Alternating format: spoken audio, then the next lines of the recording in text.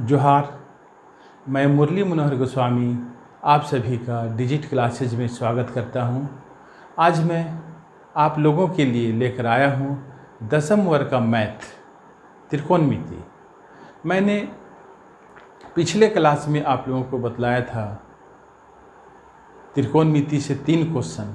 आज मैं चौथा क्वेश्चन बतलाने जा रहा हूं, लेकिन इससे पहले आप लोग कॉपी और कलम निकाल लें।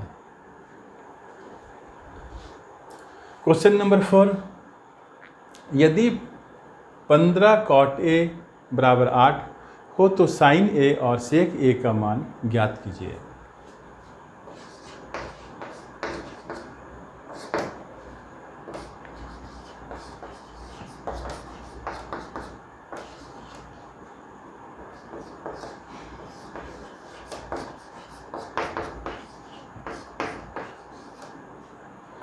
यहाँ पर 15 cot A बराबर 8 है, इम्प्लाइज cot A बराबर 8/15 होगा। और cot थीटा बराबर फॉर्मूला होता है आधार बटा लंब। इसे यहाँ लिख देना है, आधार बटा लंब। यदि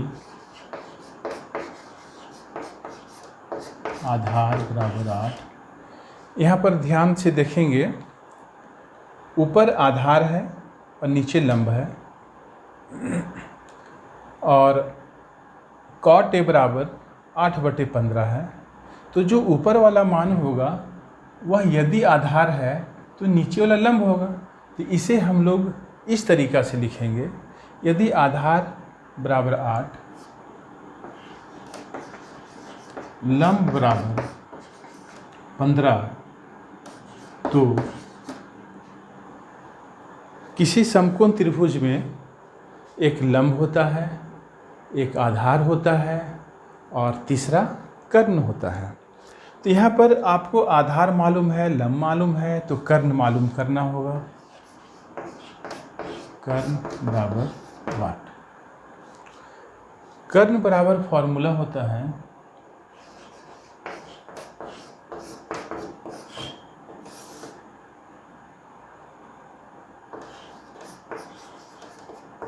लंब स्क्वायर प्लस आधार स्क्वायर।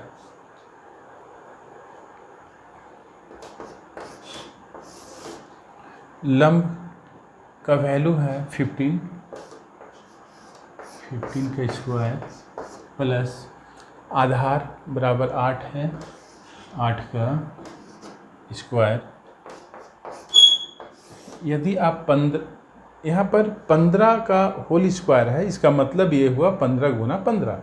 15 को 15 से गुना करेंगे तो 225 प्लस 8 स्क्वायर, दैट मीन्स 8 गुना 8, 8 64।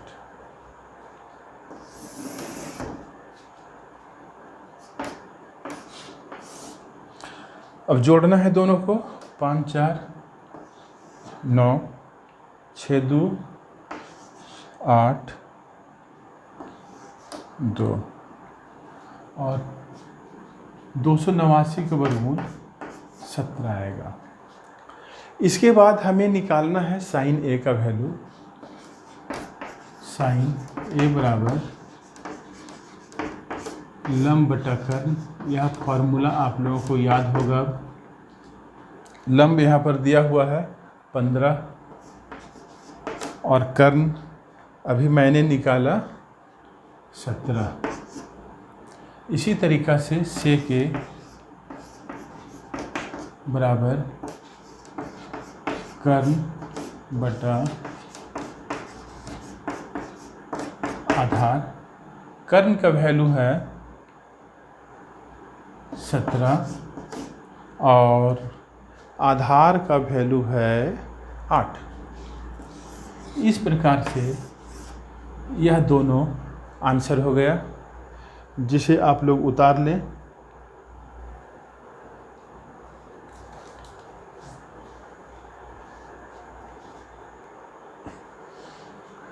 अब हम लोग आते हैं क्वेश्चन नंबर 5। आप लोग इस चैप्टर को अच्छे ढंग से बनाने का प्रयास करेंगे, क्योंकि इस चैप्टर में थोड़ा सा आप यदि मेहनत करते हैं तो इसे जो भी प्रश्न आएंगे उसे आप लोग आसानी से बना पाएंगे और वह सही भी होगा, नंबर भी पूरा उठेगा। इसलिए मैं आशा करता हूँ आप लोग मन से इस चैप्टर को पढ़ेंगे और बनाएंगे भी।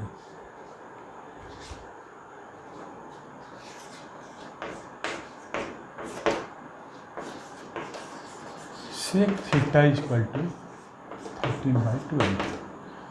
सेक थीटा बराबर होता है फॉर्मूला कर्ण बटा आधार।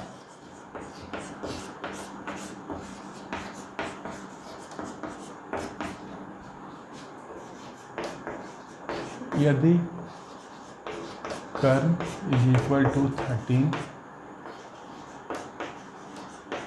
आधार इज इक्वल टू 12, तो कर्ण मालूम है, आधार मालूम है, लंब मालूम नहीं है, तो लंब निकालना होगा। लंब is equal to what, therefore लंब बराबर फॉर्मूला आप लिखेंगे इस तरीक़े से, कर्ण स्क्वायर माइनस आधार स्क्वायर। कर्ण का वैल्यू है 13 माइनस आधार, आधार का वैल्यू है 12।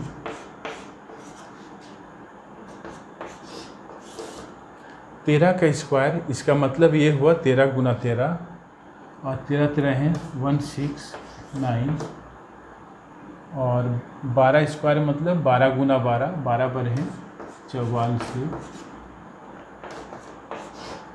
माइनस करने के बाद 9 में से 4 घटाइएगा तो 5 आएगा, 6 में से 4 घटाइएगा तो 2 आएगा, और इस तरीक़ा से 25 का वर्गमूल 5 हो गया।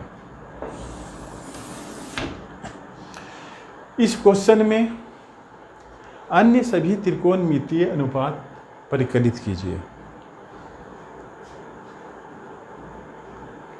त्रिकोणमितीय अनुपात ये आप लोग जानते हैं 6 होते हैं, जिसमें से एक सेक थीटा बराबर दिया हुआ है, तो 5 और निकाल लेना है। तो सेक थीटा बराबर 13/12 है, तो कॉस थीटा को निकाल लेते हैं। कॉस थीटा बराबर आधार बटा कर्ण, आधार है 12 और कर्ण है 30, यह हो गया। इसके बाद साइन थीटा बराबर लंब बटा कर्ण, लंब यहाँ पर है, लंब हम लोगों ने निकाला है 5, और कर्ण आपका है 13। साइन थीटा का उल्टा होता है कॉसेक थीटा बराबर कर्ण बटा लंब 13/5। 1 2 3 निकल गया। अब हम लोग tan निकालते हैं। tan थीटा बराबर फॉर्मूला होता है लंब बटा आधार। लंब यहाँ हम लोगों ने निकाला है 5 और आधार है 12। आधार 12। tan थीटा का उल्टा होता है cot थीटा, आधार बटा लंब, आधार 12 और लंब 5 है। इस तरह से सभी त्रिकोणमितीय अनुपात निकल चुका है। इसे आप लोग उतार लें।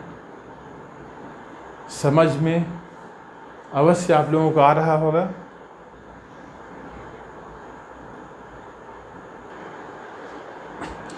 इसके बाद हम लोग आते हैं क्वेश्चन नंबर 6 में। यदि कोण ए और कोण बी न्यून कोण हो जहां cos ए बराबर cos बी, तो दिखाइए कि कोण ए बराबर कोण बी। बहुत ही अच्छा क्वेश्चन है। इम्पॉर्टेंट क्वेश्चन भी है। यहाँ न्यून कोण की बात हो रही है, तो मैं आप लोगों को बतला देना चाहता हूँ न्यून कोण कहते किसे हैं। ये आप लोग जानते भी होंगे, लेकिन मैं रिमाइंड कर देना चाहता हूँ। वह कोण जो 0 डिग्री से बड़ा होता है और 90 डिग्री से छोटा होता है उसे न्यून कोण कहते हैं।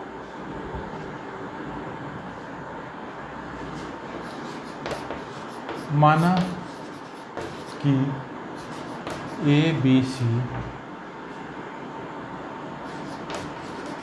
एक समकोण त्रिभुज है जिसमें कोण C बराबर 90 डिग्री।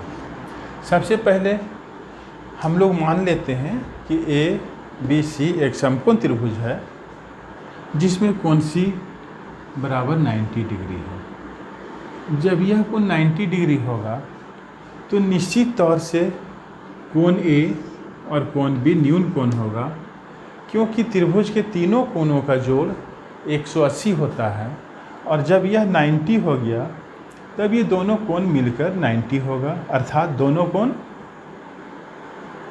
न्यून कोण होगा।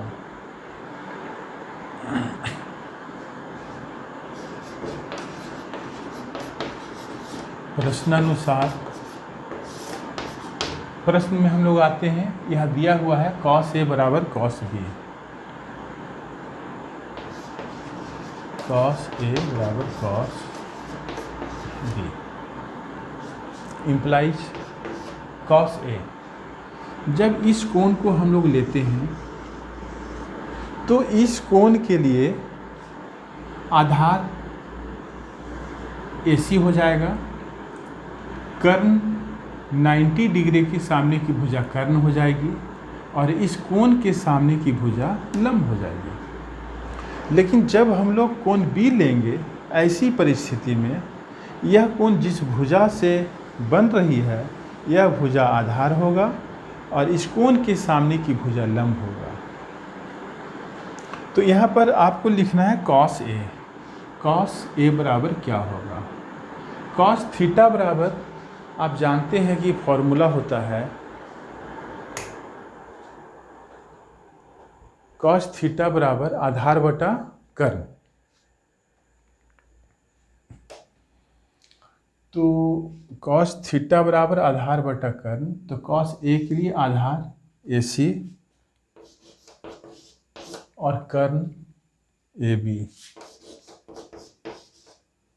बराबर cos B के लिए cos B बराबर क्या हो जाएगा? आधार बटा कर्ण, आधार BC और कर्ण AB। यहाँ पर AB और AB कट जाएगा, इम्प्लाइज AC बराबर BC। AC बराबर BC, AC और BC ये दोनों भुजा आपस में बराबर हो गया।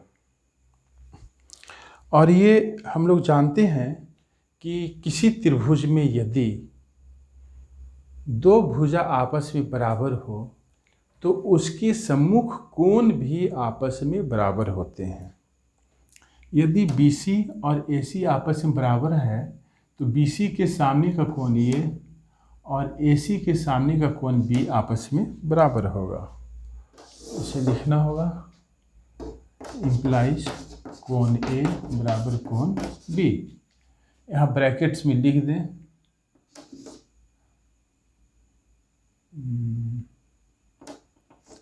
त्रिभुज में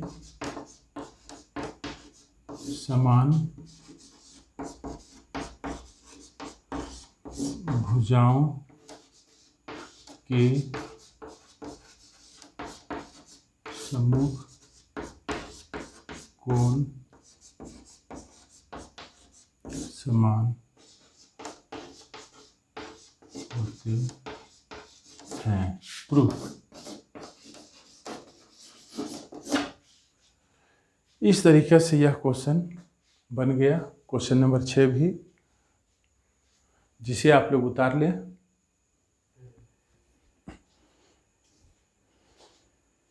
मैं आशा करता हूँ आप लोगों को तीनों क्वेश्चन समझ में आ गया होगा। यह वीडियो भी पसंद आया होगा। यदि आप लोगों को मेरा यह वीडियो पसंद आया है तो लाइक, कमेंट और अपने दोस्तों के पास शेयर अवश्य करेंगे। साथ ही मेरे वीडियो को सबसे पहले देखने के लिए मेरे चैनल को सब्सक्राइब करते हुए बेल आइकन को दबाएंगे और ऑल का चयन करेंगे। धन्यवाद।